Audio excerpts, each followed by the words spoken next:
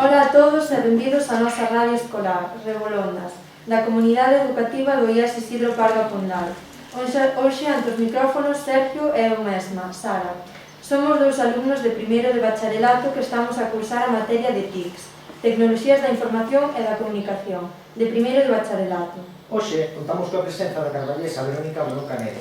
Ola Verónica, benvida a Rebolondas. Ola. A nosa invitada é enxeñeira informática, doutora en informática e profesora de Ciencias da Computación e Tecnoloxías da Información na Universidade da Coruña. Hoxe tivemos a sorte de ter aquí no noso centro a Verónica, que nos deu unha charla coloquio grazas á iniciativa 11F, para celebrar que o día 11 de febreiro é o Día da Muller e a Nena na Ciencia. Contarvos que Verónica foi galardoada en outubro de 2020 cun dos premios do NATIC, na categoría de revelación polo seu traballo no ámbito das tecnoloxías da información e a comunicación, outorgados pola Consellería de Políticas Digitais e Administración Pública da Generalitat de Cataluña, dentro do plan do NATIC, e tamén, en xuño do ano pasado, foi elixida a nova académica de número da Academia Joven de España. Verónica non é para nós nin para o noso centro unha descoñecida, xa que esta carballesa de Pro foi entrevistada o ano pasado polo alumno do segundo de bacharelato, Javier Freire, dentro da nosa participación no concurso internacional Visibilízalas, que, como xa sabedes, é unha estupenda iniciativa para fomentar as carreiras de ámbito STEM nas rapazas. Iniciativa porque este curso seguen traballando, neste caso, os alumnos da materia optativa de segundo de bacharelato de TICs. En primeiro lugar, benvida, Verónica, e moitas grazas por estar hoxe aquí, de xeito presencial, posto que sabemos que tiveches a opción de facer a charla de xeito online, pero preferiches vir ao noso centro para estar con nós persoalmente. Despois desta pequena presentación, que che parece, Verónica, se comezamos? Verónica, poderías nos contar un pouco máis en que consiste esta iniciativa do 11F?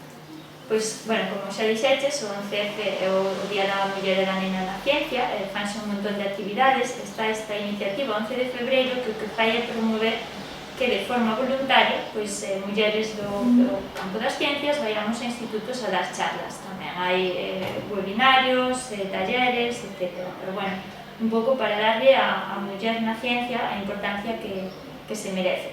En este caso, tamén a mí me gusta incidir en que ciencia tamén inclúe as ciencias da computación, non? Que como comúnmente, bueno, chamase informática comúnmente, pero tamén son ciencias da computación. E tamén se fai moita ciencia en informática. Que sentiches cando se che premiou co premio da TIC? Pensabas en algún momento que che chegaría? Bueno, non foi unha sorpresa. Bueno, ese tipo de recoñecementos normalmente son unha sorpresa agradable. Non, eu presentárame, unha amiga falarame dese premio, e presenteime, a verdad, cando me chamaron por teléfono, xa non sabía ben de que me estaban falando en catalán, eu de que me estaban falando, tal. E nada, era ese premio, e, bueno, pois, claro, foi unha alegría, porque, bueno, sempre está ben que recoñezan o teu traballo, especialmente ao ser unha categoría revelación, é como que xa fixen máis do que se esperaba para a miña idade ou trayectoria. Entón, bueno, pois, unha alegría grande. E como foi isto de ser elixida como membro da Academia Joven de España? Supoño que para ti se poría como outro premio na tua carreira profesional. Sí, ese é ainda máis especial, porque, bueno, é a Academia Joven, e daquela non é tan solemne, pero, bueno, é unha academia que temos medallas, como nas outras academias de España, ainda é unha academia que leva poucos anos funcionando, eu fui a segunda tanda de académicos, pero ahora estamos xa empezando a traballar bastante, organizamos webinarios, facemos informes para o Ministerio, por exemplo, agora co COVID facemos moitos informes sobre vacunas, porque é unha academia na que están representadas moitas áreas do coñecemento. Pois eu son a única que é informática, pero tamén hai biólogos, de humanidades, bueno, de todas. Aquela é unha academia moi especial e para min, obviamente, foi un honor moi grande. E falando de premios, Verónica, contanos, tes algún recoñecemento máis do que te sintas especialmente orgullosa? A ver, que tampouco é que teño tantos premios, pero, bueno, sí que ao acabar a tese, pois as mellores teses da universidade reciben o premio extraordinario de doutoramento. Entón, bueno, pois é un honor, porque sabes que a tua tese, dentro das que había, pois foi das mellores, que investigaches en algo importante ou que tuveches repercusión. E despois tamén, ainda que non é un premio como tal, en 2018 recibín unha beca Leonardo da Fundación BBVA e son moi competitivas, o sea, a tasa de éxito ese ano foi o 4%. Saber que de cada 100 solicitudes se escollían 4 e que unha fora a miña, pois obviamente Pois foi un subidón, además creo que supuxo un impulso importante para a miña carreira profesional. Imos falar agora do inicio de todo. Por que decidiches estudar a carreira de informática? Como foi ese primeiro paso para ti?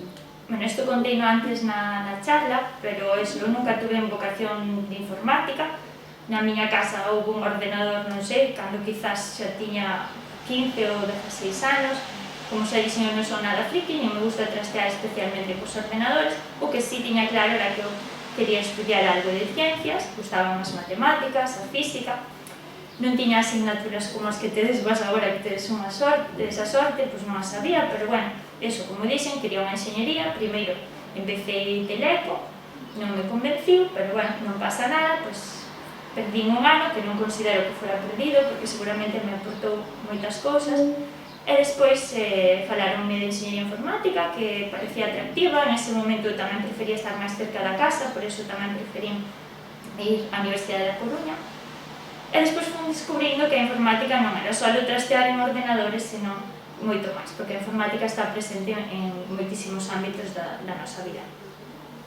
Como foron eses primeiros anos na carreira? Tiñas moitas compañeiras de clase? Como era ese ambiente no que comezabas a verte paso na carreira? Obviamente, como os podedes imaginar, tiña poucas compañeiras de clase. Recordo chegar ali e estar en unha clase de unhas 100 personas e quizás éramos 10 rapazas, máis ou menos eso era.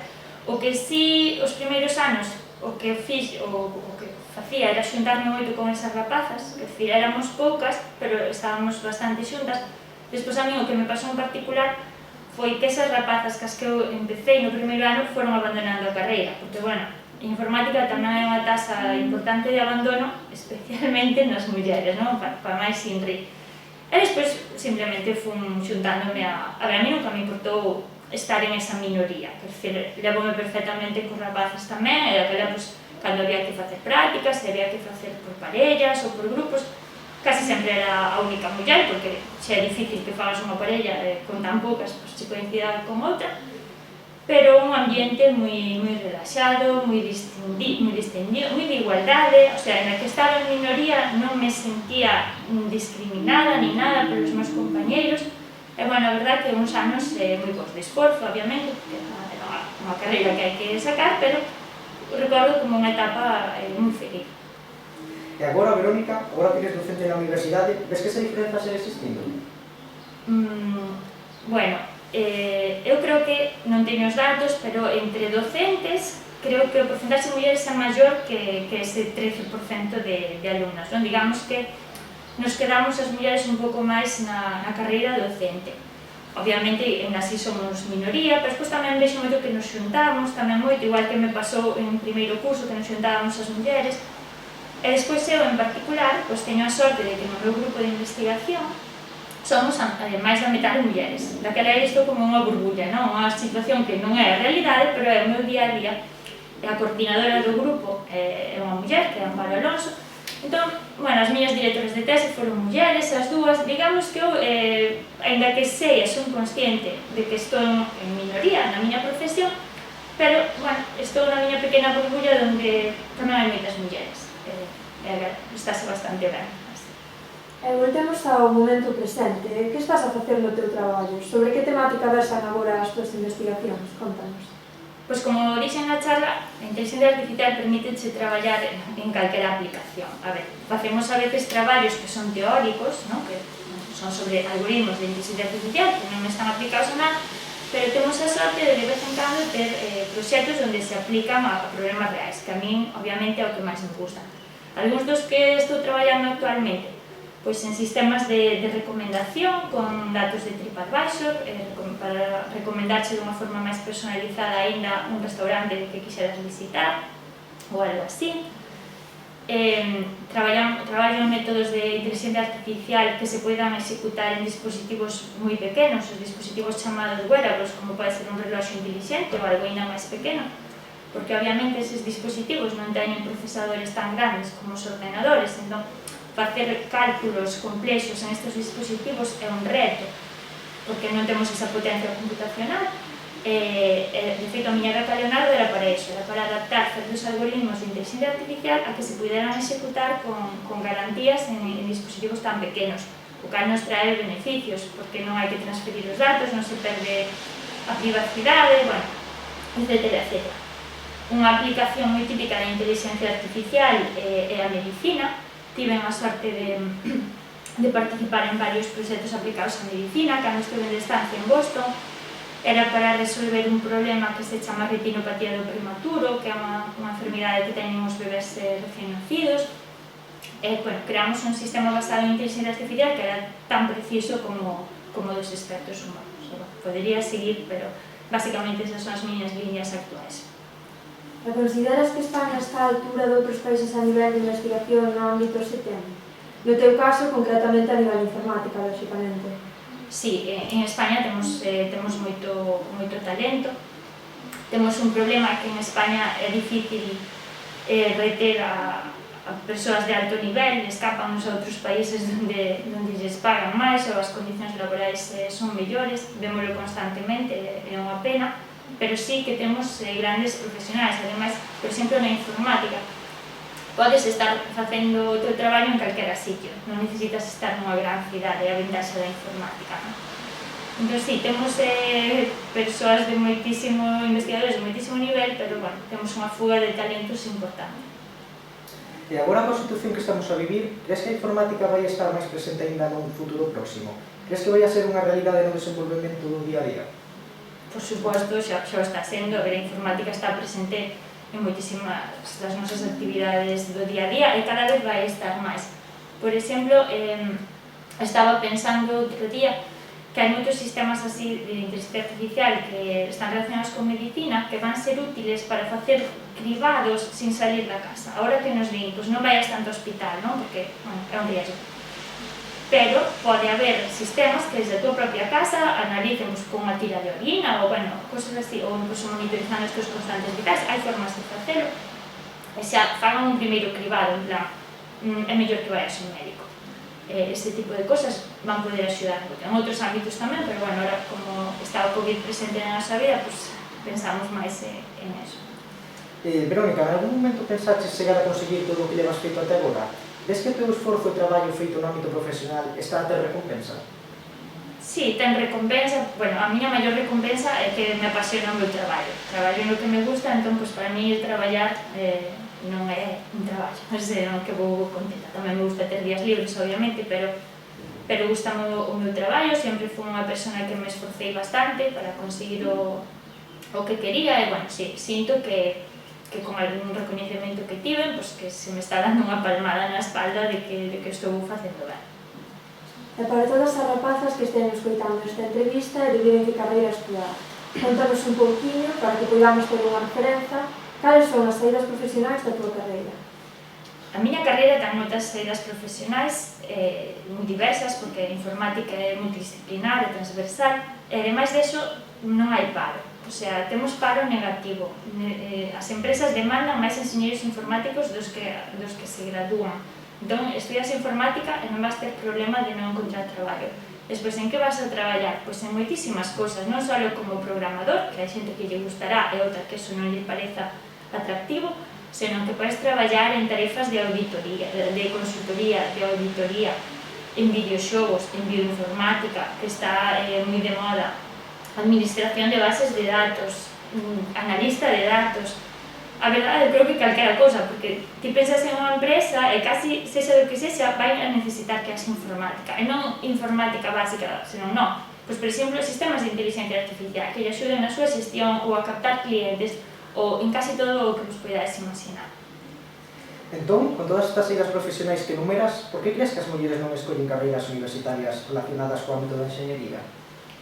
Bueno, pues desgraciadamente por moitos motivos, como contei antes na charla, eu creo que un gran motivo é o descoñecemento. Ti non podes querer ser o que non sabes que existe. Eu, ainda así, no meu caso, metíme en informática sin saber realmente a saída que iba a ter, pero, bueno, pues, por que o fixen así? Pero a veces é difícil. Quero ser enxeñeira informática. E que é ser enxeñeira informática? Se eu teño que estar explicando constantemente a miña familia, e ainda así non entenden ben o que fago, non? Hai que traballar moito en eso, en visibilizar. Despois, outros motivos que comentei, os estereotipos.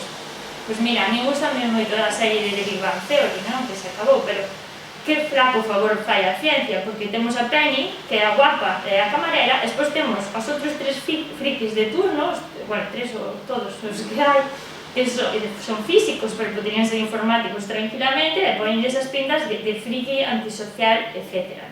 Ese estereotipo está aí, e temos que loitar contra ele e visibilizar que algúns somos enxeñeiros informáticos e non somos así, bichos raros, ni nada. Bueno, pues as expectativas sociais e familiares, que hai familias nas que se cree que as mulleres non poden facer este tipo de carreiras por consideradas máis difíciles, o rol social de que as mulleres somos máis axeitadas para cuidar. Bueno, hai a verdade un montón de factores e é complicado solucionarlo porque hai que atacar a moitos factores diferentes, pero bueno, espero que as iniciativas que hoxe en día se están levando a cabo vayamos conseguindo. E por que é importante incrementar o número de mulleres que traballan nos ámbitos STEM? Bueno, a resposta é moi simple, porque estamos perdendo a metade do talento disponible. Se as mulleres somos a mitad da población e non participamos en estas carreiras, hai moito talento que se está perdendo. Non podemos despedir a Verónica sen preguntarle, baixo o teu punto de vista, como se podería incrementar o interese das mozas pola informática? De que xeitos lle recomendarías a unha rapaza realizar estudos relacionados con enxeñería informática? Pois, para incrementar o interese, iniciativas como o 11 de febreiro, Visibilízalas, bueno, todas estas iniciativas que sirven para visibilizar, polo que dixen antes, porque é imposible querer ser algo que non se coñece, non? Para incrementar o interés das rapazas na enxeñería informática, pois dicirles ese tipo de cosas. Estamos usando o móvil constantemente e só o 6% das apps están desenvoltas por homes. Porque quero tamén que haxa mulleres, quero que participen no que eu fago. Non quero ser parte do desenvolvemento tecnolóxico deste país. Bueno, intentar incentivalas así. Moitísimas grazas, Verónica, por estar hoxe aquí con nós ante os micrófonos de Revolondas e contarnos a tua experiencia vital e profesional. E ata aquí o noso programa. Lembrade que durante toda esta semana dende o noso centro estamos a conmemorar con diversas actividades o Día Internacional da Muller e a Nena na Ciencia. Porque, como dicía a nosa entrevistada no seu discurso de entrada na Academia Joven, fagamos visible o invisible.